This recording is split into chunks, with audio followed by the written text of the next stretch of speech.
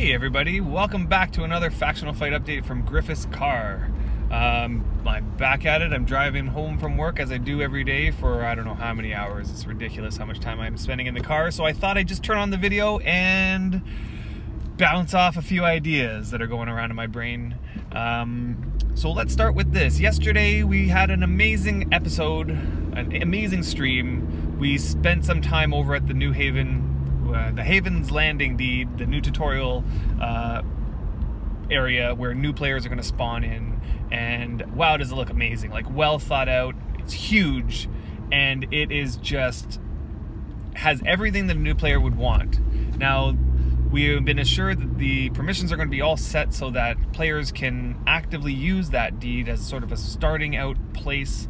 They'll be able to dig the dirt, they'll be able to dig the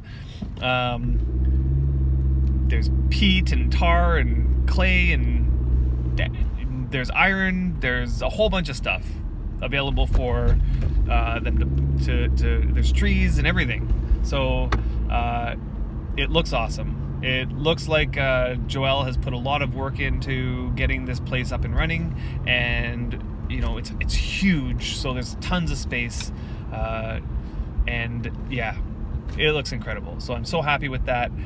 We got a whole bunch of questions answered about the details, about what, you know, how players are going to interact with this place, as well as it is pretty clear that there are going to be portals set up in the new player spawn so that players can choose to teleport to any starter town from on any of the servers from that location.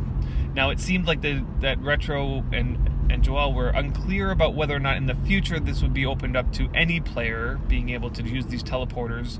But it seems like at launch that it's only new players will have the ability to use those teleporters, and it might be a one-time thing, which kind of makes sense. Although, I'll be honest, I've always been on the side of the fence that feels that teleportation in Worm would not break anything. Like, having a place where you can just, you know, click on something and teleport to one of the starter deeds somewhere else, I can't see that being a problem, considering that these deeds are so far apart from one another, and there is ways of transporting yourself there as it is. It just takes a little bit longer. Yeah, especially on, you know, servers like Xanadu. Yeah, which is just, it's insane to get from one place to another. I think I would venture to say that on Xanadu it would be unreasonable that I would go visit other people's deeds that are on the other side of the server. It would be completely unreasonable the way it is now. It is even faster for me to go visit Independence or Deliverance or something like that, because you know, just getting on a boat and going to the edge of the server gets you to other servers. So anyway, that's my feeling. But as it is, it seems like they're going to be set up for just the new players to choose its server off the bat. It looks great. Love the system. And I just also wanted to say thank you to Joel and Retro and the team, the Worm team, and whoever put effort into the gift that we got, because oh, it's like just amazing. Like, not only is it it was a Supreme Lantern, it's going to be specially named Magic Lamp. Or is it Magic Lamp? Yeah, Magic Lamp. And it is going to give us 3 wishes, and I can't even begin to think about what I would want as one of my wishes. I'm going to have to think about that. Maybe by the next episode we'll have an idea of what one of our wishes might be. But it seems like we can get anything that we like, so we're going to think long and hard about these wishes. So yeah, very exciting. Very, very, very exciting. Yeah, the new update is out today. The new update is out today, and I'm driving home and I'm reading all the comments on the forums during my lunch, and I'm super excited to get figuring out a whole, you know, most of the fishing. The fishing I'm so excited about. The priest update, there's a lot of changes, but I think I've settled on not switching any of my priests. I know in the past that I was so excited about Libella, but I've also said that Strongwell is one of those things that are, you know, it's a make or break for me. It's a deal breaker. If Libella didn't have Strongwell, I can't justify switching. I mostly wanted to switch to Libla just for the, I guess, the thrill of Libla. Like, it's just such a interesting deity to follow. When I went over to Chaos, I had a Libla priest and started skilling them up and got their faith to maybe, I think I got their faith to the Strongwall level. And it was revealed on the stream, and it makes perfect sense. I remember this happening, that Libla got Strongwall, and it was hard-coded in as a way to balance out the forces on PvP. So the Hots got the ability to Strongwall, because all the other kingdoms had the ability to Strongwall, except for Hordes of the Summoned. So Libla was granted Strongwall on Chaos, and maybe on Epic, I'm not sure. But anyway, it seems as though Libla coming to Freedom will not get that spell. They will not get Strongwall, and that for me is a deal breaker. I'm about to start a boat mine or a mining project at some point or another. I say about to, but you know how time frames are in this game. Probably within the next year or so, I'm going to be starting a boat mine, and it's yeah, I'm going to need Strongwall. I'm 100% I'm going to need Strongwall. You wouldn't even believe me if I told you how many tiles I Strongwalled when we made the labyrinth. It was probably like maybe 50 tiles that needed to be Strongwalled. It was insane. And I'm probably going to need just as many for this boat mine. And, you know, other than that, there doesn't seem to be that much of an advantage going to Libla. Really, there isn't. It would only really be switching specifically for the fact that it's Libla. Najo still seems to be the priest of choice for utility on a deed, and that's the reason why I use my Najo. Genesis I use a decent amount, and Courier is something that I'm going to need a few more mailbox casts. So yeah, I think I'm going to just stick with Najo. And my Venoran priest, I can't see myself giving up Circle of Cunning. I really can't. So that's pretty much that. So sad. But that's the way it is. So let's move on from there. In terms of the priest restrictions being lifted, I am not sure how that might affect me and whether or not I'm going to work on skilling up my priests in any way, shape, or form. My Najo priest was a main character for a long while before switching to priest, so she has quite a few handy skills. I think her masonry is above 50, her carpentry is above 50, those sorts of things. So she would be handy for, let's say, cutting bricks and helping out with finishing houses. But that's if I ever get to the point where I'm playing 2 tunes at the same time, which I tend not to do anymore that much. I might have them logged on at the same time, but I'm not very productive with them because I don't know what it is. Maybe it's just how busy I am in life, or I don't know. But my ability to focus on the game, I don't have the focus, I guess, to be able to cycle through even 2 tunes to keep things going. I don't know. Maybe if I'm making mortar or something really easy, but other than that, I think that we'll see. I'll have to look through exactly the priest restrictions that have been lifted. I know that Najo is like a faux sub-deity, or what they call demigod. A demigod of foe. So what did foe get the ability to do? I think foe always had the ability to I can't even remember. I just know that Najo was able to mine and chop trees before. Am I remembering that wrong? Anyway, I'll have to look through the whole details of what my Najo can do now and what my Vin can do now. I think Vin always was able to chop trees. They might have added dig to that. I don't know. Maybe useful. We'll see. So, aside from the priests, there's the fishing, which I'm so excited to get into. I'm so excited to get into the modular, like making my fishing rods and making my tackle box and getting myself all prepared. It's like just an extra little thing to work on and to get things prepared for the actual fishing, which the system looks amazing. And then couple that with the water effects and just the motivation to go out there and experience it all is going to be there. I think everybody's feeling that.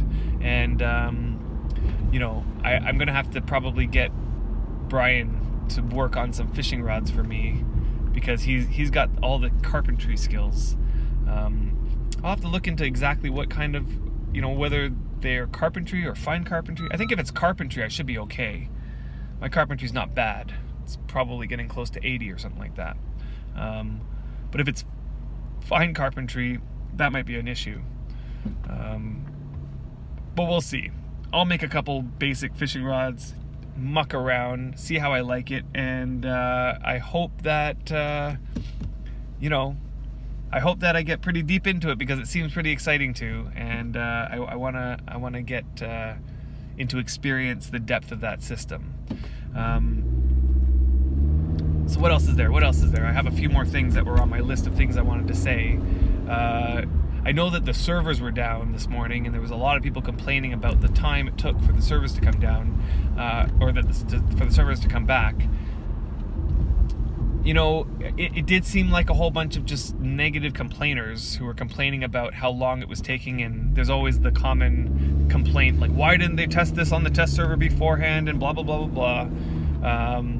And, you know, aside from the fact that the devs have a legitimate reason for having it down for that long, like, they want to make sure everything's going in properly, and, you know, here's the thing. I think that on the one hand, these people who are complaining about the servers being down for so long, they don't really have any business complaining about this, because the developers are doing the best that they can. They did a ton of testing, and all they can do is do the best that they can to prepare. And that's what they did. And then when push comes to shove, the moment that the servers get, you know, this update pushed, it's going to take however long it's going to take. That's pretty much all they have. They're going to do the best that they can. They're not just sitting there twiddling their thumbs. They're trying their best to get the servers back up as quickly as it can, and all that we can say is that it's going to take as long as it's going to take. And maybe, like, the question is, could they have done anything prior to it to make sure that the servers came up quicker? Maybe, but hindsight is always 20/20. Now, on the other hand, the devs did put a time on how long the servers would be down. It said it was going to be down for up to 2 hours. And then in the end, it was down for 6 hours. And I think this is just a lesson to be learned from the Worm team about this sort of thing, that I think in the future, when a big update is coming out like this, do not put a time. Put a, it will be up when it's up. We're going to take the servers down. We're going to do the maintenance. We're going to install the system. We're not sure how long it's going to take. It'll be up as soon as it's ready. That should be the message, because we all know, and everybody, there was a ton of people defending the devs and defending the team, and like, rightfully so. It's going to take however long it takes, and you can't predict sometimes exactly how long it takes. Like, you shut it down, you know, restart the server, you input all the whatevers, and each step of this whole process takes time, and I don't think it's reasonable to put a time frame on it. So by putting a 2-hour time frame on it, gets everybody's hopes up, and the moment that time is listed, then people make schedules. They're gonna, you know, be there ready for when the servers come up, and then when it's not, I've been in that situation. I know how it feels. It's not nice to feel like the servers should be up and they're not, and you're sitting there wasting your time, wasting your day because you've planned it. Like, I'm sure there are people who've taken the day off work. They've taken the day off work to just get their hands into this new system, and to have it take the whole day to get back up. I understand that disappointment. So I think that in the future, the message should be, the servers are coming down. It may take all day to get the servers back up. We're inputting a really big patch, and there were some things that, you know, they mentioned afterwards, there were some things that you just can't test on the test server. You know, a lot of the things about the new, the Havens landing deed, right? that Haven's Landing deed was not on the test server. So things that are surrounding that system and implementing them, that stuff is just not on the test to do. Okay, so they take time. It took however long it took. They got the servers back up and running, and I think I've seen people posting that they're back in the games, messing around with the new systems and loving it. So awesome work. Yeah, let's just keep this ball rolling. I wanted to mention that, and I might have mentioned this before, I can't even remember, but it's been on my mind. I'm like mulling about this idea that when I was watching Bloody Drongo's stream last week, Syndusk was on there mentioning, I'm not sure if he was supposed to be mentioning this. What was interesting, you know what, maybe I shouldn't say this. Maybe we'll talk about this another time, but the thing that I wanted to say about this is that Syndusk had mentioned the new system in place for the fishing rods, you know, like the modular system for creating fishing rods. He sort of hinted at this idea that this is going to be something that is replicatable. What's the word? That they can use this system in other places. And so it started me thinking, like, imagine, like, so there's a fishing rods can have different handles, right? They can have a regular handle, they have a padded handle, then there's a reinforced handle, and so on and so forth, right? And then there's different reels and so on. Now, just handles in general, what are handles used in the game for? You use a handle to attach it to a tool head. Now, imagine now a system where you have a tool, like a chisel, for example, and instead of just attaching a handle to a chisel blade, you have the option of what kind of handle you're going to attach to that chisel blade. And then you have an option for what kind of chisel blade that you're going to attach to that chisel blade, which already is in the game, right? And you can have like these modular systems for everything in the game, which will then customize and make each item more unique and have benefits and detriments depending on the situation that you're in. Some handles will be more beneficial than others in some ways and less beneficial in other ways.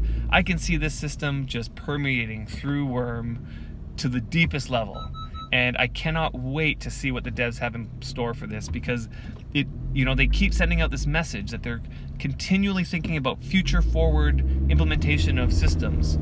So they're implementing a system now, but that system is designed to be adaptable and adjustable for future systems that they have in mind. And this just seems like a perfect situation for that. This modular system of creating items. I just can't wait to see what happens next, honestly. Now, another thing that was mentioned in the stream was the journal system. This is another new thing that's coming in. It was just announced yesterday on our stream, which we were so not expecting. And this journal system seems to be something that's going to be replacing the personal goals, which, honestly, I've mentioned this before, I do not like the personal goals system. It just rubs me the wrong way, to the point where I'm just almost refusing to do them. Yeah, I think I'm not going to do them. They've given us a timeline that the personal goals are going to be around for. We can still complete them up to February 1st, which gives us a month or so to work on them. I only have a few left to do, but some of them are just absolutely ridiculous, like bash 6,200 walls, or not bash, repair 6,200 walls.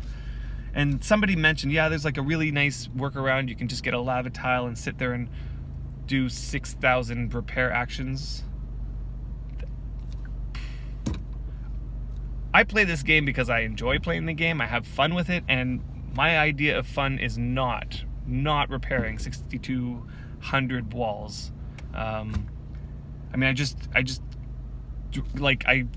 thinking about the amount of time spent to do that, even with that workaround, with the lava continually destroying the fence and you just continually repairing.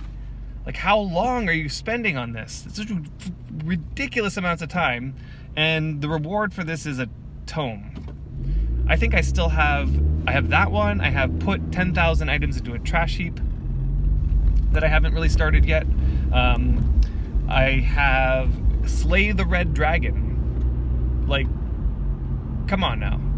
There's no way I'm ever going to slay a red dragon. I haven't slain one unique, not a single unique in the 6 years that I played. I haven't slain one unique. So the chances that in the next month I'm going to find a red dragon and then slay it, that's not going to happen. There's no way. So yeah, I'm pretty much going to give up on that. But the whole system is going to get replaced by this journal system, which sounds great. It sounds like what an achievement system should be in this game. It's literally going to be, you're going to be working towards goals that are specific to, you know, playing the game. You know, like build a 1x1 shack. And then once you complete that one, there will be another goal, build a 2x2 or whatever it might be. And you're sort of like continually working up through these tiers. And it seems like there's going to be rewards, that these rewards aren't going to be nearly as lucrative as the tomes, or the tombs that you get from the personal goals system. But that's okay by me. You know, just any kind of reward for pushing through and getting through this system is something that is motivating to continue you playing, I think. Like, I really think that this is true.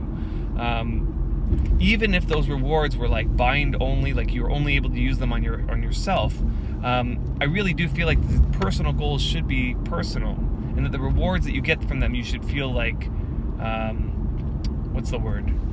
Pride. You should feel pride in the rewards that you get. I don't see, you know, at the same time, so many people loved the tomes as rewards, and they were so motivated by them that they cranked out tons and tons of these things. But nonetheless, I'm excited to see how this system works. I think that it's going to sort of connect really well with the tutorial system, and it's going to lead players through what they could be doing and what they could be working on, and what, you know, what every Wormian should sort of experience in order to learn the game better. And yeah, hopefully it's more of a natural guided system where things are progressing through naturally progressible systems in the game, as opposed to, I felt like the personal goals were so random at what you had to do, like purely random, and a lot of them you wouldn't normally do. Like, you wouldn't normally sit there and repair 6,200 walls, and you wouldn't normally sit there and put 10,000 items into a trash heap. That's just not normal worm behavior. And yet it's being rewarded as though by completing these things you win the game. Yeah, that's just weird to me. So that's my thoughts on the new update. I am super excited to see it come in. There's one last thing that I want to talk about, and that is Warlander posted something in the forums regarding his deed planner. So Deed Planner, he has this plan to recode it from the ground up using Unity, which is awesome. Unity is a game engine that comes already prepackaged with a whole bunch of things like physics and lighting and rendering, and everything's already prepackaged and optimized for games. So we're going to potentially see a deed planner which has 3D rendered graphics that are comparable, if not potentially even better than, you know, the actual game. So performance-wise, it's going to increase. I know that whenever I load up Deed Planner, it's like, man, my system just runs like crazy hot. And that's partially because I have a laptop. But I'll be like running Worm, and then maybe a second, you know, client of Worm, and then I'll have Deed Planner open, and next thing you know, my computer is just like crying out at me to stop it. So hopefully this rebuild of Deed Planner is going to make it all more optimized. And he mentioned in his post that this is going to give him opportunities to sort of like rethink the design of the entire thing. And he asked everybody's opinion on what do you think, what kind of like features do you want to see added now that we have this opportunity building this thing from the ground up. And by far, it seems like the majority of people want 3D editing. And this, I think, cannot be farther from the truth. Sorry, I'm saying wrong. I think that it is perfectly, like, spot on. Let's say it more straightforward. Perfectly spot on. 3D editing in Deed Planner would be, like, amazing. I know Milena, or Catspur, on her stream, she took her Deed in Worm Online and she took her GM account on her Worm Unlimited and recreated her entire island Deed in Worm Unlimited just so that she could see what it looks like in the real game. And I understand that aspect. I would never spend the time doing that, because honestly, like, that is just a feat unto itself to just recreate the entire Deed in Worm Unlimited. That's just crazy, amazing amount of work. And it all paid off, because now she's showing on her stream how she can, like, quickly test a few things in Worm Unlimited to see how it's going to turn out before actually building it in Worm Online, which is exactly what you would use Deed Planner for, except for Deed Planner doesn't look quite right when you finish it in 3D. So if we can get 3D editing into the Deed Planner, that would make things way more natural in terms of, like, knowing what you're able to do and what things should look like and what things are, you know. One thing that's really hard to do in Deed Planner is getting the terrain correct, right? Like, good luck trying to shape the terrain to exactly how you want it. I remember I spent a whole bunch of time trying to, you know, make just a single ramp in Deed Planner, like a dirt ramp. Man, that was just, like, I had my calculator out. I had to, like, you know, calculate exactly what the height would be on each one, and I, you know, subtracting 20 tiles to get the slope just right. Man, it was just like a tedious job, and I'd make tons of mistakes and get so frustrated with it. If only I could be in the game, like in the 3D environment, and I'm able to use my mouse and click over like a tile corner and just, like, click it and it makes it go down, like a 3D sort of real-time terraforming in Deed Planner. That would make it so much more straightforward and easy to plan out and get a sense for what the land is going to look like when you know, when you terraform it in such a way. I can't wait. I know that it's going to be a long way off, because building it from the ground up is going to take a while, but I know that Warlander seems to be a wizard at these sorts of things, and so hopefully we'll see some good things come out of that, and I'm looking forward to it. Deed Planners plays such an integral role in how we design our deeds. I even spent a whole bunch of time with the building that we're decorating right now. I imported it into Deed Planner and I redid up the whole thing, how I want the walls to be in Deed Planner and how I want all the stairs and how I want everything in that floor. So now it's all designed in Deed Planner, which I feel is going to make the actual construction that much quicker. Because before I had it in Deed Planner, I was just sort of hodgepodging, mucking about, and I had to destroy. You know, I'd put up a couple walls. I'm like, ugh, made a mistake. Got to take down those walls and put them back up. So now I have it all, like, planned out. So from here on in, it should be smooth sailing getting those walls up. Once I get back from the Impelong, because yeah, we've been at the Impelong for the past week and a half, so I haven't been doing any planning on that or any building. So we got to get back to that. Can't wait to get back to that. Can't wait to get trying the fishing system and, you know, maybe casting some essence drain or something, you know, messing around with the new systems. Can't wait to see that. So I think that's it. Until next time, keep on worming, guys. We're going to have an episode coming up on this weekend. Oh yeah, one last thing before I turn off the show. We're going to be taking a little bit of a break over the holidays for just, you know, holidays and vacation and things like that. So next weekend we're going to do a stream, and that'll be our Christmas stream. And we're going to show a bunch of the new stuff, I think. And yeah, we'll see what we have in store. I'm not even sure. But we'll maybe try a few things with the new systems and get to decorating again. And then we're going to be off for the break.